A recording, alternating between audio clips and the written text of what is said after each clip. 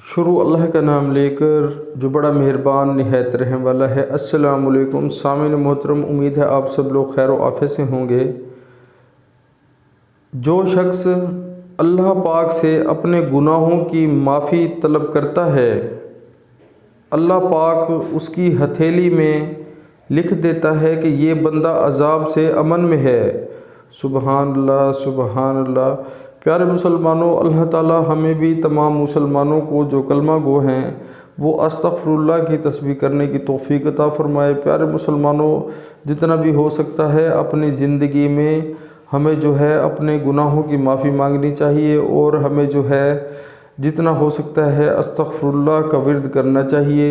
اسی میں ہماری صلاح اور فلاح ہے۔ پیارے مسلمانوں، جب ہم اللہ سے توبہ ہی نہیں مانگیں گے تو اللہ تعالیٰ پھر کیسے ہمیں کہ بخشے گا، ہمارے اوپر رحم کرے گا۔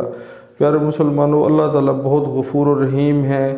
ہمیں اللہ کا جو ہے خوف دل میں رکھنا چاہیے اور استغفر اللہ پڑھنا چاہیے، تاکہ اللہ تعالیٰ ہماری بخشش فرمائے، دنیا میں بھی آسانی فرمائے، آخرت میں بھی آسانی فرمائے۔ پیارے مسلمانوں، 95% مسلمان ہم نماز سے دور ہو چکے ہیں اور شیطانی کاموں میں لگ چکے ہیں، تو اس کا رزلٹ یہ ہے کہ ہر مسلمان جو ہے وہ پریشان ہے، بے حال ہے، کیونکہ ہم یہ نہیں سوچتے کہ ہمارے دل پر اور آنکھوں پر، کانوں پر پردہ دے دیا ہے اللہ تعالیٰ نے، وہ ہمیں اپنے گھر بلاتا ہی نہیں، کہ اللہ تعالیٰ نے ہدایت ہم سے چھین لی ہے۔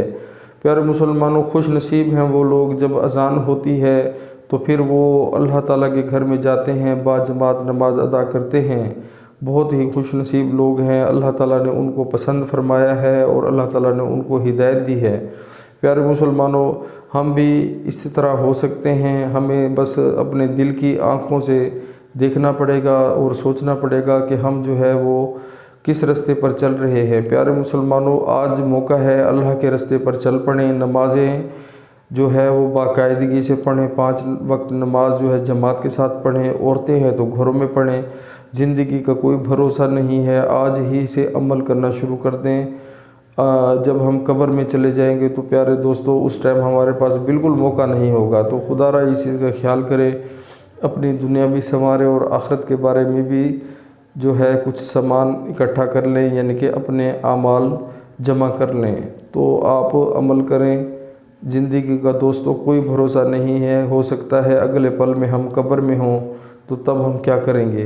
تو خدا را خیال کریں، عمل کریں، بہت فائدہ ہوگا۔ السلام علیکم۔